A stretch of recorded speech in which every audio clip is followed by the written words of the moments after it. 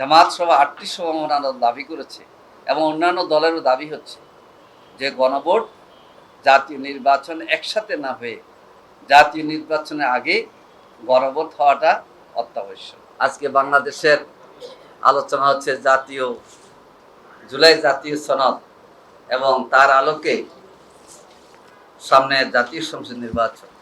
আমার কাছে জুলাই জাতীয় সনদ 2025 দেখতে পাচ্ছেন না, এটা আমরা প্রত্যেক রাজনৈতিক দল এবং ওই দিন যারা আমরা দক্ষিণ প্লাজায় ছিলাম পেয়েছি। জুলাই জাতীয় সনদ এবং আলোচনার বিষয় আমরা স্পষ্টভাবে দাবি জানিয়েছি যে জুলাই জাতীয় সনদের বাস্তবায়ন আদেশ জারি করতে হবে। জুলাই জাতীয় সনদের বাস্তবায়ন আদেশ জারির পর হবে গণভোট।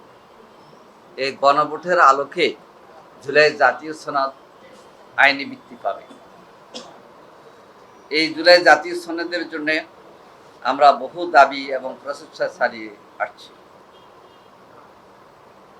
জুলাই গণঅভ্যুত্থানে যারা জীবন দিয়েছেন ছাত্র জনতার আকাঙ্ক্ষা হচ্ছে সংস্কার, বিচার এবং নির্বাচন। তারই প্রেক্ষিতে আমাদের বর্তমান অন্তর্কালীন সরকার অন্তর্বর্তীকালীন সরকার সংস্কার কমিশন গঠন করে। প্রথমে ৬টি সংস্কার কমিশন হয়, তার আলোকে তারা বিভিন্ন রাজনৈতিক দল থেকে সুপারিশ গ্রহণ করে এবং 19শে মার্চ থেকে জুন পর্যন্ত প্রথম দফায় সংলাপ অনুষ্ঠিত হয়। পরে জুন থেকে জুলাই মাসে আবার সংলাপ হয়, সর্বোচ্চ পর্যায়ে হয়। অন্তর্বর্তীকালীন সরকার কর্তৃক জাতীয় ঐকমত্য কমিশনের মেয়াদ আরও 15 দিন বাড়িয়ে এই মাস পর্যন্ত করেছে। আলহামদুলিল্লাহ, বাংলাদেশের 33 রাজনৈতিক দল এই সংলাপে অংশগ্রহণ করেছে এবং জুলাই জাতীয় সনদে 33টি রাজনৈতিক দলের নাম এখানে আছে। এই 33 রাজনৈতিক দলের মধ্যে 25টি দল ইতিমধ্যে জাতীয় সনদে স্বাক্ষর করেছে।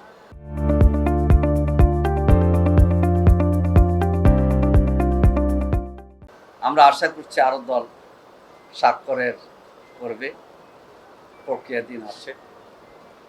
এই জন্য অন্তর্বর্তীকালীন সরকারকে আমরা ধন্যবাদ জানাই যে নানা প্রচেষ্টার মধ্যে দিয়ে বিভিন্ন রাজনৈতিক দলের মধ্যে মতের পার্থক্য, মতের অমিল, মতভিন্নতা থাকা সত্ত্বেও 84টি প্রস্তাব তারা দিয়েছিল।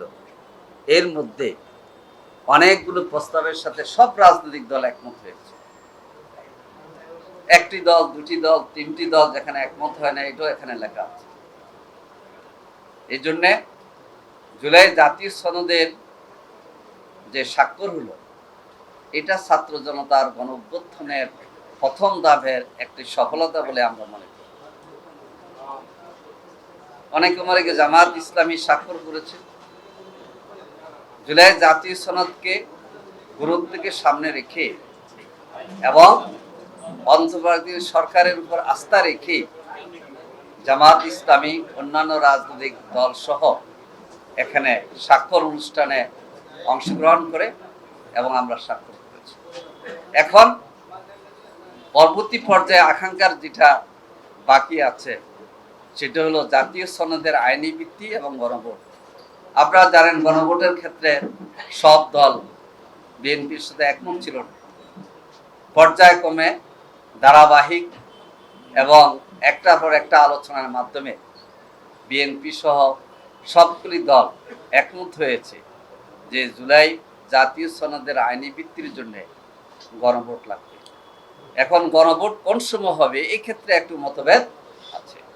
আমরা জামাত ইসলামের পক্ষ থেকে এবং চলমান এই আন্দোলনে 8টি সমমনা দল কর্মসূচি দিয়েছে।